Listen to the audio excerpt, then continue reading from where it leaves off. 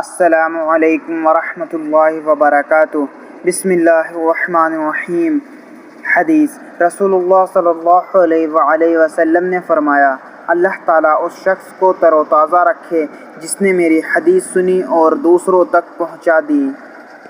حدیث حضرت اسامہ بن شریک رضی اللہ عنہ سے مروی ہے، انہوں نے کہا کہ ہم نبی کریم صلی اللہ علیہ وآلہ وسلم کے پاس اس طرح بیٹھے ہوئے تھے گویا کہ ہمارے سروں پر پرندے بیٹھے ہوں۔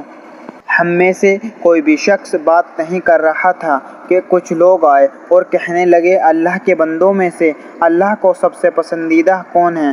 آپ صلی اللہ علیہ وآلہ وسلم نے فرمایا، جس کا اخلاق سب سے عمدہ ہو۔ حضرت عبداللہ بن عمر و بن عاص رضی اللہ عنہ سے مرفوع مروی ہے کہ رسول اللہ صلی اللہ علیہ وآلہ وسلم نے فرمایا، تم رحم کرو تم پر رحم کیا جائے گا، تم معاف کرو اللہ تمہیں معاف کرے گا۔ سنی انسنی کرنے والوں کے لیے ہلاکت ہے، ڈٹ جانے والوں کے لیے ہلاکت ہے جو اپنے گناہوں پر ڈٹ جاتے ہیں حالانکہ وہ جانتے ہیں۔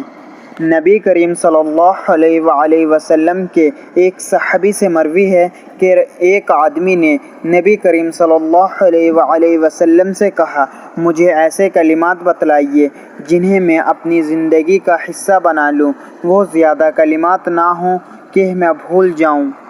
آپ صلی اللہ علیہ وآلہ وسلم نے فرمایا، غصے سے بچو۔ اس نے پھر وہی بات دہرائی تو آپ صلی اللہ علیہ وآلہ وسلم نے فرمایا، غصے سے بچو۔ اللہ تعالی ہم سب کو ان پیاری احادیث مبارکہ پر عمل کرنے اور اپنی زندگیوں کو سنوارنے کی توفیق عطا فرمائے، آمین۔ مزید اسی طرح کی اسلامک ویڈیو دیکھنے کے لیے چینل زما ملک کو سبسکرائب کریں اور ویڈیو کو لائک اینڈ شیئر ضرور کریں۔ شکریہ دوستو۔